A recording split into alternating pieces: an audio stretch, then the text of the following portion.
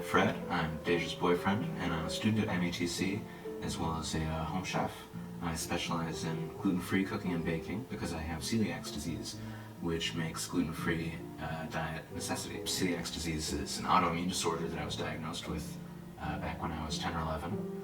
And being an autoimmune disorder, it actually means that my immune system is misprogrammed to attack the programmed gluten in this case, and treat it as though it's a deadly pathogen or a food poison. My body goes into self-defense mode, and so I end up very, very sick for days, often, up to a week or more, feeling very bad side effects and symptoms, starting off with your basic food poisoning symptoms. But because it's an autoimmune disorder, I also get lovely stuff like swollen joints and brain fog and headaches and things like that last a long time afterwards. So it's not a fun time. It's not a diet I like to cheat on. When I was first diagnosed with celiac, gluten-free wasn't yet a trend, and people were only beginning to be aware of it as a medical necessity for some people. I was 10 or 11, and so that meant that I was pretty new and unaware of the dangers, and I went to a lot of restaurants and would end up accidentally sick afterwards, unfortunately. I would ask for a salad, the Caesar salad, but hold the croutons, and, well, some well-meaning but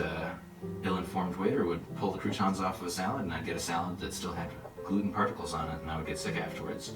Nowadays, you can really find a lot of restaurants with menus that have gluten-free, dairy-free, vegan, little stickers or abbreviations coded on their menu that make it very easy.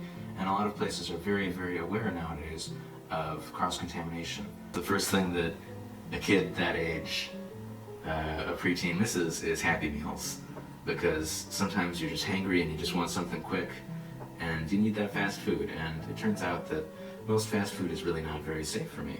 Places like McDonald's and Burger King were completely out, and even the French fries and milkshakes would often have cross-contamination, so I couldn't go there at all.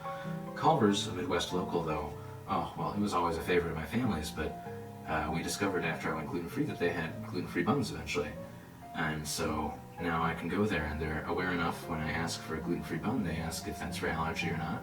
And while I don't have an allergy, I do require the same precautions that an allergy does. So having a fast food place that is willing to whip up a burger and give you a gluten-free bun on the spot is just, absolutely the best thing. Not a lot of gluten-free specific restaurants last very long, so having good, reliable gluten-free options in mainstream restaurants is really valuable, especially while traveling. When I was diagnosed with celiac, my family really had to adjust their habits because we used to eat out of restaurants quite a bit and really enjoyed a lot of food, a lot of baked goods, a lot of old family recipes. And it takes a lot of adaptation to be able to make the same sorts of foods as contain gluten without. So fortunately I had family that was willing to make lots of things and try lots of recipes over and over again until they got things right. And that really instilled in me a love for making and baking, so that I can make recipes just how I like them. And now I can't help but have inherited my dad's habit of eating something at a restaurant and immediately thinking, how could I make this at home? That wouldn't be too hard. Deconstructing things as I'm eating them. It's a little annoying at the restaurant, but it's nice being able to make things almost restaurant quality at home. I do so much of my own cooking that I really need more cooking supplies and more space than your average apartment dweller. And because of that, instead of a dining room, I've expanded my kitchen to have an extra operating space.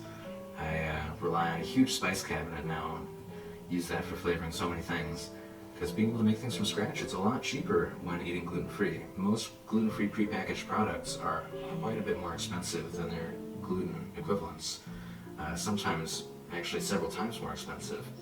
And that really adds up, especially when you're trying to keep things on a budget as a student. So because of that, being able to buy flours in bulk, focus on making things from scratch instead of getting pre-made French fries and pre-processed foods, being able to make things homemade, it's a great way of saving money, and luckily I enjoy it, so it also serves as a good hobby. Gluten-free bread tends, especially store-bought, tends to be stiff and crumbly, tends to toast different, it tends to smell different and feel different. Back in the day, I would often get loaves of bread that had a bubble down the entire middle of the loaf, and I'd feel absolutely cheated. You couldn't make a sandwich with that. It was like a bagel.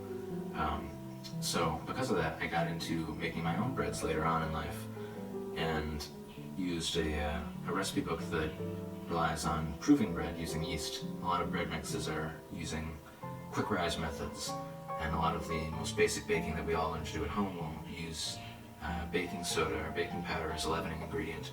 But using yeast was a whole new thing, and it was really fun. The smell of freshly fermenting dough, making our own sourdough or challah or brioche dough is really, really fun. I would love to eventually have my own gluten-free centered business, whether it's a restaurant or a bakery or even a grocery store. I've only been to a few places ever that were exclusively gluten-free, and unfortunately, the particular place I'm thinking of, Coquette's Diner in Colorado Springs, went out of business because of COVID. But when I went there, every single thing on the menu was not only gluten-free, but so well made that people would eat there without gluten-free restrictions and not even notice that it was gluten-free food. It was just food as it should be, done gluten-free. And complete peace of mind for someone like myself with celiacs or anyone else who would have a gluten sensitivity or allergy to pick anything on the menu. And they had things there that I would never be able to eat at another restaurant without the level of expertise and without the safety of no cross-contamination whatsoever. My favorite thing was a deep-fried sandwich, which I don't think I'll ever have the opportunity to get at another restaurant around here. But because of that, I'd love to bring a restaurant like that to the Midwest if I could. And that way, young people who are going through the same struggle as I went through will get that same special feeling that I had of being normal again and getting complete freedom when they eat out.